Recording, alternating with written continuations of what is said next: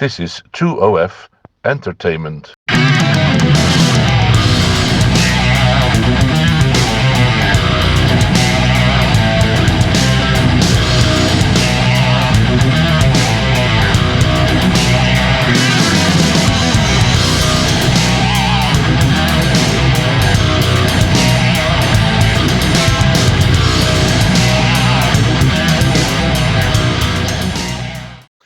Hi, it's Given the Bates here, and today's video is a bit about software quality and testing, and I'm also going to probably talk a bit about the Solidity programming language as well. And to start off with, I thought it would be interesting to look at why I think developers have difficulty in constructing decent test plans. And the thing is, it's not actually their fault, it's because the requirements for developing software are different than the requirements for developing a decent test plan. And the analogy here is one of chess. If you're a beginner at chess and you know the rules explicitly, but you haven't internalized them, then when you look at a particular chessboard, you're going to see thousands of options as to what you could do over the next 2, 3, or 4 moves. And some of the things you're going to see are going to be invalid moves, and you'll have to consciously think, I'm not allowed to move that piece there.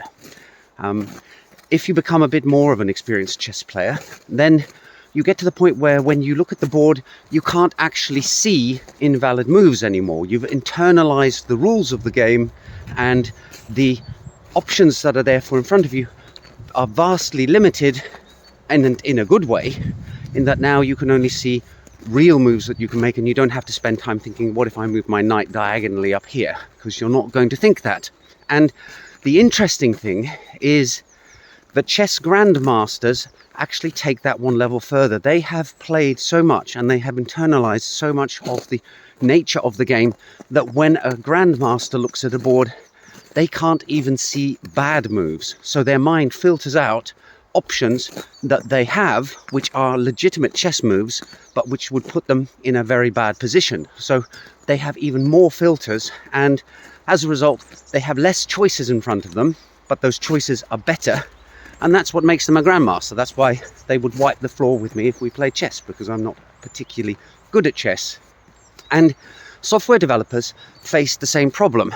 The more experienced they become, the more this sort of filter, this narrowing of the scope of what they see happens. And as a result, software developers typically, when tasked with walking a user from point A, where they are at the moment, to point B, which is where they want to be, will implement that spec. And when they write tests, and nowadays developers are asked to write a lot more tests than they used to, they're going to be thinking in terms of their familiarity with the position that the user is in at A, and their familiarity with where B is, and the route that they have decided to follow in order to get the user from A to B.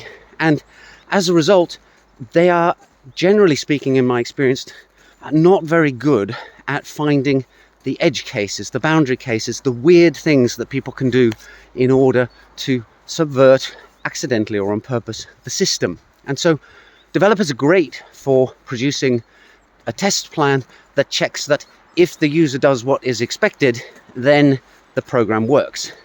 What they're not so good at is producing test plans that cover the weird edge cases and the unexpected behavior that users will exhibit, because those users are not focused in on the task at hand, which is getting from A to B, in the way that the developer is. And that's why you need a second pair of eyes, preferably a second pair of eyes from someone who has experience in test engineering.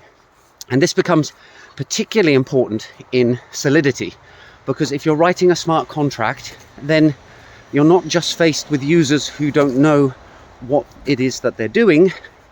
You're faced with users who are actively trying to find those little alleyways and byways on the route from A to B that will actually take them to C, where C is, I've managed to drain your contract of all its funds, or I've managed to steal your NFT, or I've managed to permanently freeze your contract and all the value locked in it is now truly locked in it and can never be unlocked. So that's why testing is of particular importance in smart contracts. And unfortunately, the second thing that I see is that most of the testing of smart contracts, even more so than in conventional software projects, is done by the developers producing the smart contract itself.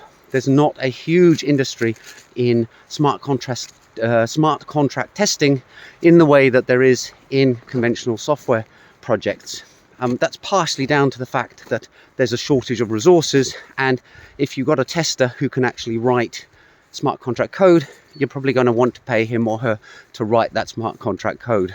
And it's only the fact that a lot of the smart contract developers I met are really diligent and really passionate about quality that helps us get beyond this unfortunate state of affairs.